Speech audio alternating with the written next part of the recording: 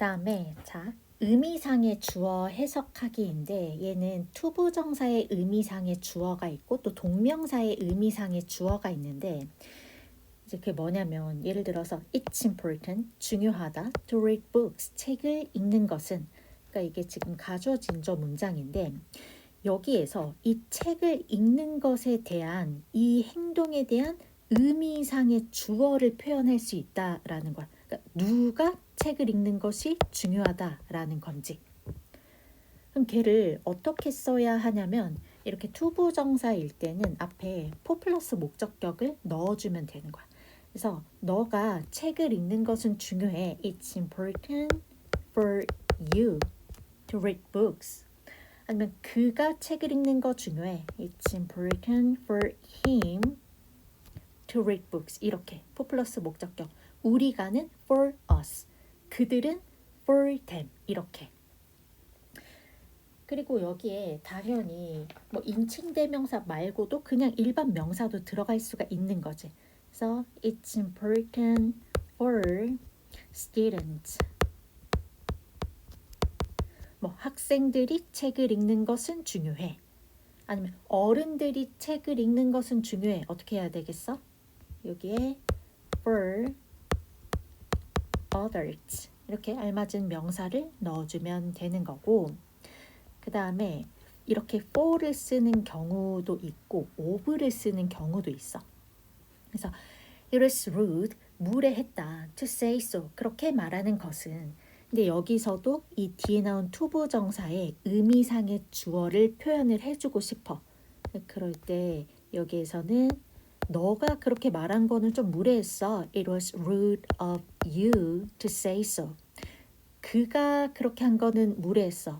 of him 이런 식으로 쓸 수 있겠지.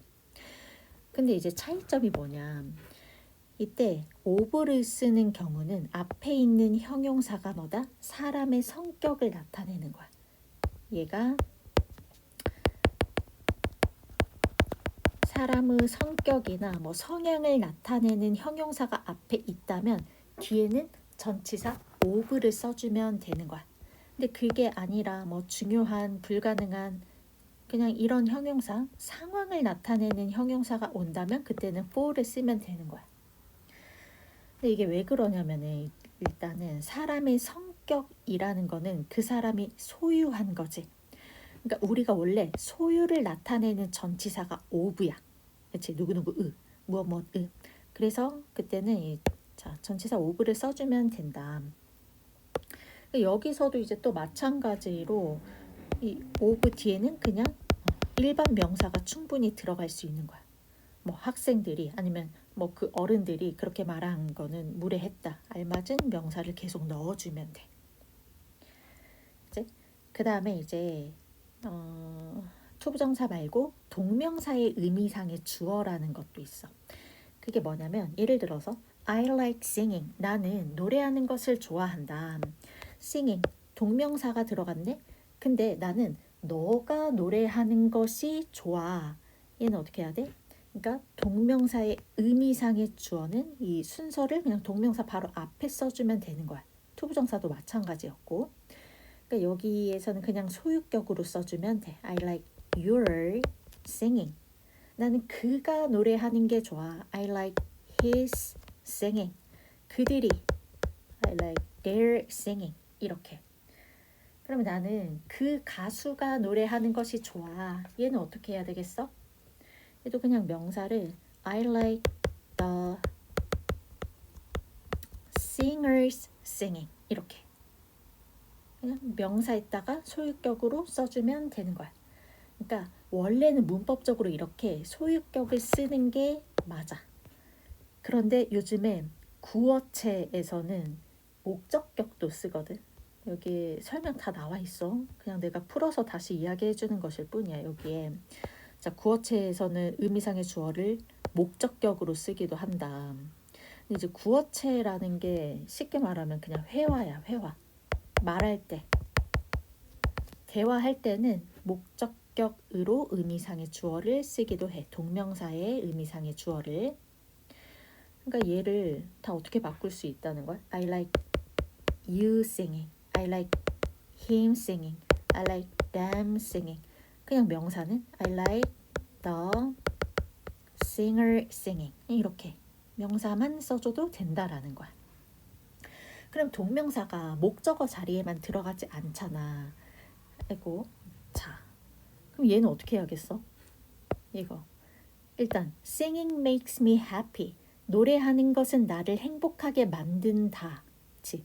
그러니까 여기에 지금 이 동명사에 의미상의 주어가 없을 때는 그냥 내가 노래하는 것은 나를 행복하게 만든다. 지금 그 뜻이거든.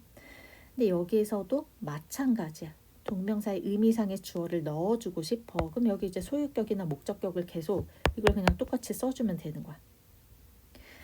그러니까 얘 같은 경우에는 너가 노래하는 거는 나를 행복하게 만들어.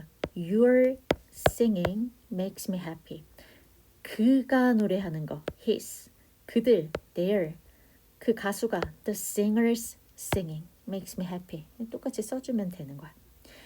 자, 그러면 여기 목적격 쓸 수 있을까? 이 자리에. 얘도 가능합니다. 똑같아요. You singing makes me happy. Him singing makes me happy. Them, the singer. 이게 다 가능해. 되게 어색해 보이잖아. 그런데 이렇게 문법적으로 쓰기도 해. 그치?